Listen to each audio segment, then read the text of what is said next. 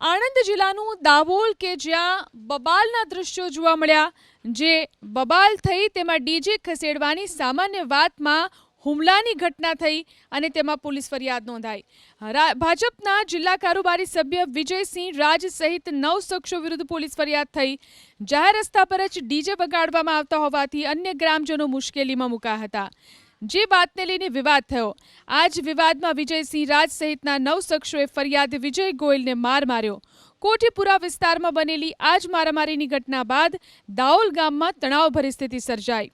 Borsad town પોલીસે પણ તાત્કાલિક કાર્યવાહી કરી ડીજે જપ્ત કરી અને ફરિયાદી વિજય ગોયલની ફરિયાદના આધારે ભાજપ નેતા વિજયસિંહ રાજ, ગોપાલ ગોયલ, માવજી ગોયલ, ભાઈલાલ ગોયલ, હરમાન ગોયલ, રાકેશ બ્રહ્મભટ્ટ, વિજય રાઠોડ અને યોગેશ ઝાલા વિરુદ્ધ ફરિયાદ નોંધી વધુ તપાસ હાથ ધરી.